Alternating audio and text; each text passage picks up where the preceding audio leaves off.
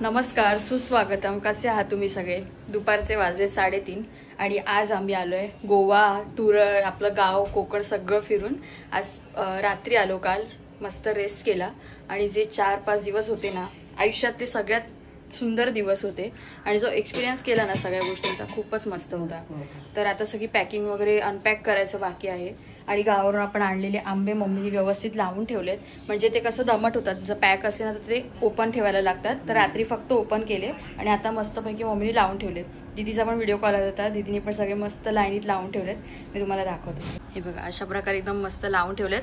ते वाले आणले होते ते कच्चे होते थोडे आणि हे हाफ आणले ते थोडेसे पिकलेले आणले. तर ओव्हरऑल आम्ही खूप मजा केली आणि खूप मस्त एक्सपिरियन्स होता जो 4-5 दिवसांचा होता तो. आणि आता कसं थकून आल्यामुळे बाकी काय करायची इच्छा नाहीये, फक्त ब्रेड ऑमलेट दिला मम्मीला आणि आता फक्त मी खिचडी करणार. तर हे सगळं पूर्ण बाउल भरून कापून ठेवलेलं आहे. बरं झालं शिमला मिरची होती, त्याच्यात बटाटा पण घेतला, भरपूर कांदा आणि भरपूर टोमॅटो. बाकी कोथिंबीर, मिरची, कढीपत्ता तो तर 5-6 दिवसापूर्वीचा आहे तर तोच यूज करेन मी.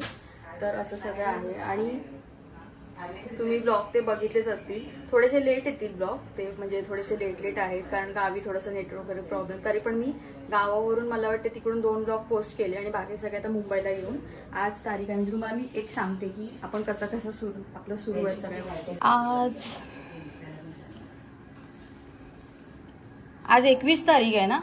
नाही 22 गुरुवार आहे ना आज आहे 22 तारीख. तर आज आहे 22 तारीख. आज उद्या मी एक ब्लॉग पोस्ट करेन, तुम्ही नक्की बघा. आणि मला माहिती तुम्ही खूप एन्जॉय केलं. मला कमेंट्स पण आल्या की खूप छान वगैरे, असं एकत्र बघून खूप छान मजा वाटते. तर आम्ही पण खूप मजा केली. आता पटकन खिचडी करून घेते आणि नंतर तुम्हाला भेटते कारण सगळं अनपॅक करायचं. आणि जिजूंनी एवढी ड्राईव्ह केले ना, म्हणजे मुंबई टू तुरळ, पुन्हा Tural to Goa, sudden plan ठरला, पुन्हा गोवा टू, म्हणजे बॅक टू बॅक आमचं ते सगळं एकंदरीत म्हणायला लागेल की रोड ट्रिपच होती ती. कारण इतकं जास्त आम्ही लांब ट्रॅव्हल कधीच केलं नव्हतं. आणि गोव्याला मी, भाऊ आणि मम्मी आम्ही फर्स्ट टाइम गेलो. तर ओव्हरऑल एक्सपिरियन्स बेस्ट होता.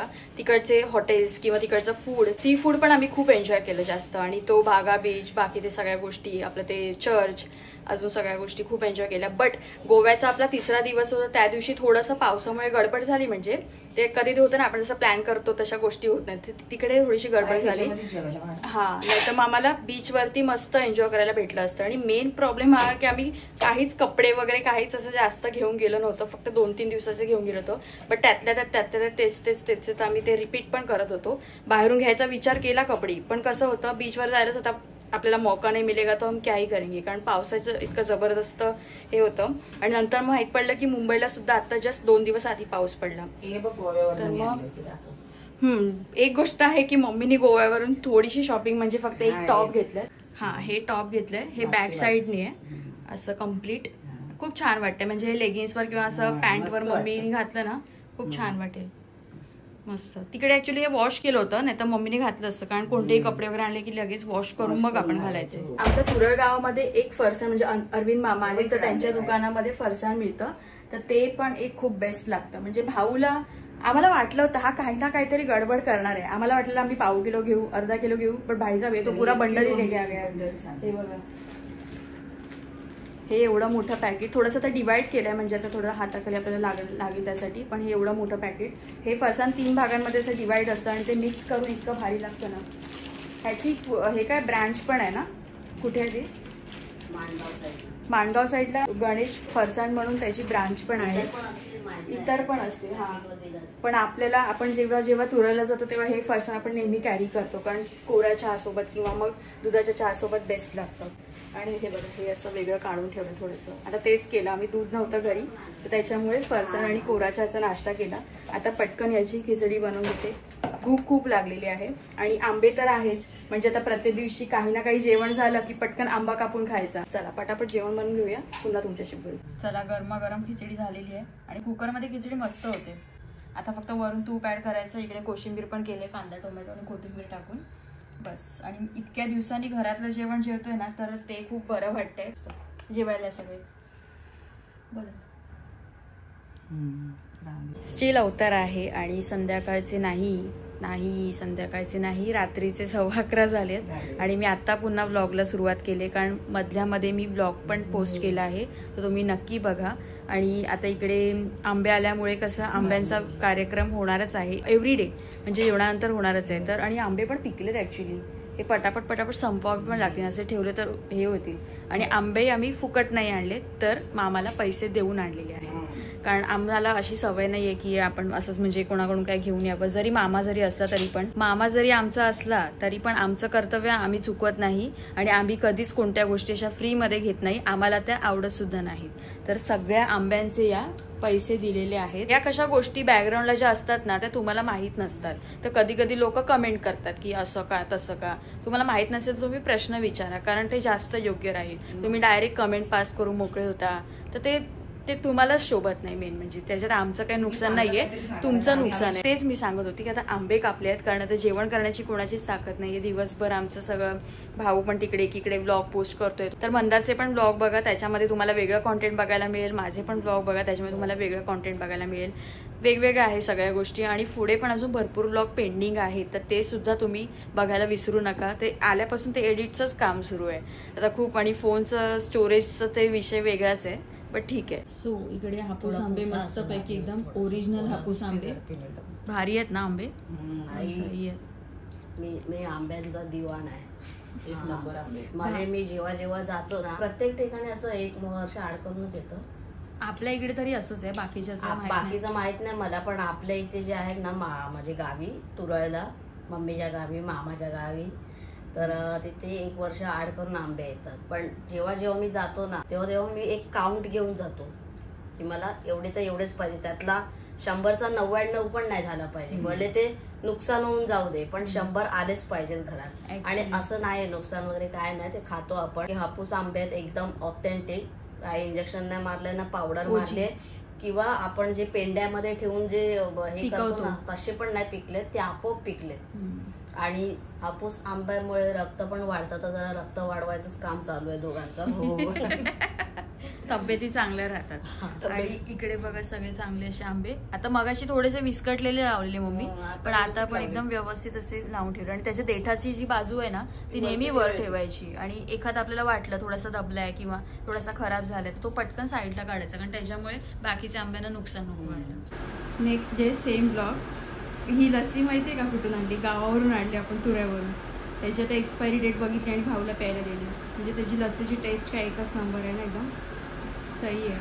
आणि 2 पॅकेट आणले होते, ते उरले म्हणून म्हटलं 2 पॅकेट घेऊया. आणि अजून एक आहे, ते मी नंतर पत्ते करणार, लंपस करणार. हो, जाडी आहे कोळंबी. बापरे, त्याची कोळंबी बिर्याणी होईल आता. इकडे आणले कोळंबी बिर्याणी करण्यासाठी, आणि मस्त मोठी मोठी कोळंबी एकदम, म्हणून मी थोडीच आणली.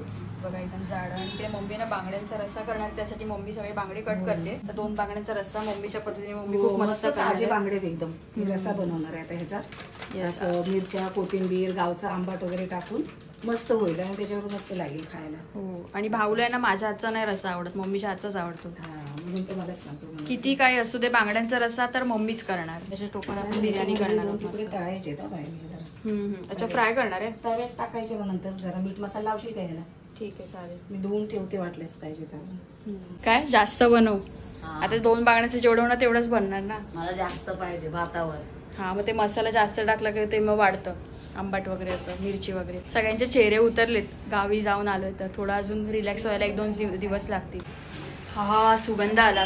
मी तर ऍक्च्युली बांगडे खात नाही, काय माहिती, म्हणजे मला ना बाकीची फिश आवडते, पण मी बांगडे खात नाही, अंडे खात नाही, चिकन खात नाही. चिकन तर सोडून द्या, मटन तर सोडून द्या, अंडी पण सोडून द्या, पण फिश खाते. मग त्यात बांगडा पण फिशच आहे ना, ते मी खात नाही.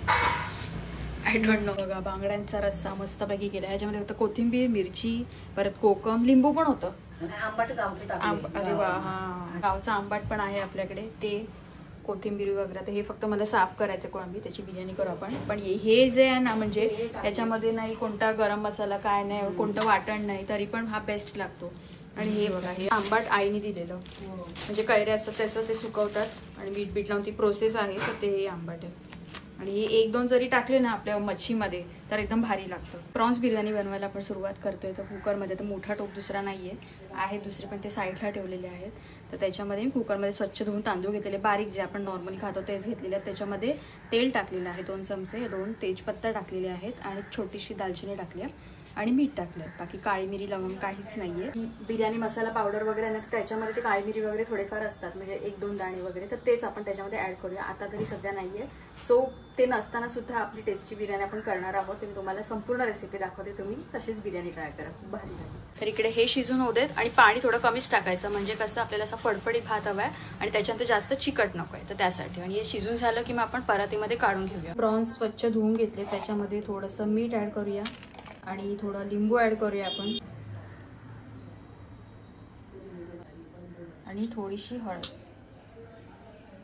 हे सगळं आपण व्यवस्थित मिक्स करून घेऊया, लिंबू, हळद आणि मीठ, आणि थोडं साईडला ठेवून घेऊया 10 मिनिटं. तोपर्यंत आपण कांदे वगैरे कट करून घेऊया, सगळे ज्या आपल्याला फोडणी आणि मसाल्यासाठी गोष्टी लागणार आहेत त्या. हे लावून झालं, याच्यावर झाकून ठेवून घेऊया. एका टोपामध्ये तेल घेऊन त्याच्यामध्ये कांदा उभा चिरलेला ॲड करून छान असा परतवून घेऊया, अगदी लालसर होईपर्यंत. हा कांदा आपल्याला बिर्याणीच्या वरती ॲड करायचा आहे, त्याच्यामुळे अगदी असा लालसर होईपर्यंत आपण त्याला छान फ्राय करून घ्यायचा.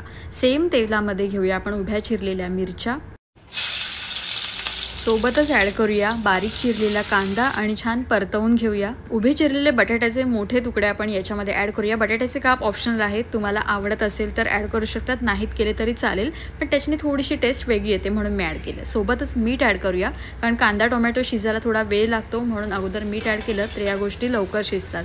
बघा, कांदा एकदम असा गोल्डन फ्राय झालेला आहे आणि एकदम सॉफ्ट झालेला आहे. सोबतच आपण त्याच्यामध्ये ॲड करूया टोमॅटो आणि मिक्स करून घेऊया आणि 2 मिनिटासाठी झाकण ठेवून देऊया. झाकण काढून घेऊया. कांदा टोमॅटो अगदी छान शिजलेला आहे, सोबतच बटाटा सुद्धा त्याच्यामध्ये शिजून जातो.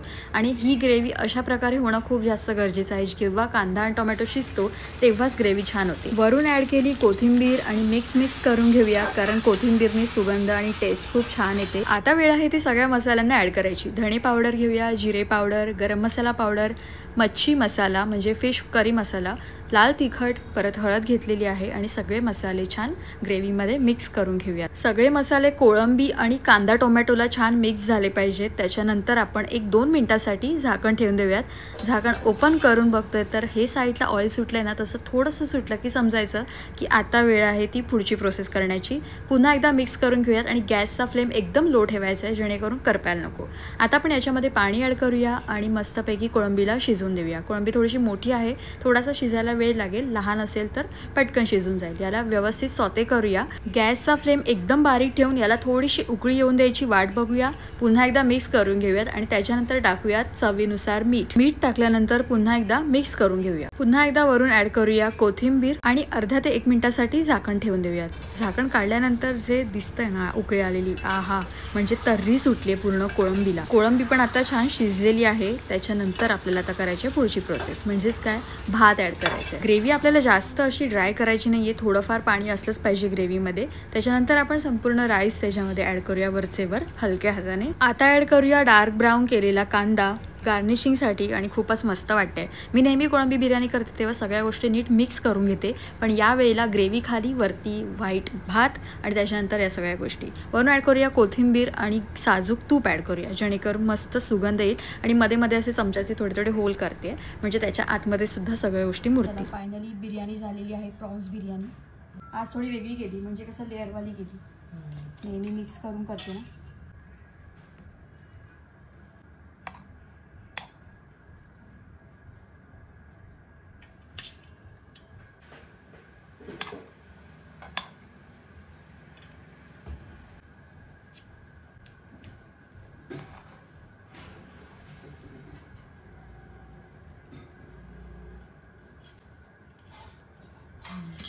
तर आपलं जेवण वगैरे करून झालेलं आहे आणि एकंदरीत कोळंबी बिर्याणी तुम्हाला कशी वाटली नक्की कमेंट करून सांगा. आणि जर अशा पद्धतीने साध्या सोप्या पद्धतीने बनवली तर खूपच मस्त लागते. त्याच्यामध्ये दही पण ॲड करायची गरज नाही, तो आंबटपणा वगैरे सगळ्या गोष्टी खूप छान होतात, कारण आपण कोळंबीला जे लिंबू वगैरे पिळलेलं असतं तर एकच नंबर लागते. सेम टू सेम अशाच पद्धतीने ट्राय करा, कारण मी तर अशीच बनवते आणि स्पायसी वगैरे खूप मस्त होते आणि टेस्टला अमेझिंग होते. फक्त ते आपण ग्रेव्ही करतो ना कांदा टोमॅटोची, तर त्या गोष्टी थोड्याशा जास्त ॲड करायच्या, म्हणजे थोडासा ओलसरपणा भातामध्ये येतो आणि अगदीच ड्राय अशी कोळंबी होत नाही कोळंबी बिर्याणी. तर आजचा व्हिडिओ तुम्हाला कसा वाटला नक्की कमेंट करून सांगा आणि व्हिडिओला लाईक, शेअर, कमेंट करा. पुन्हा भेटूयात अशाच नवीन व्हिडिओमध्ये. तोपर्यंत टेक केअर, ऑल बाय.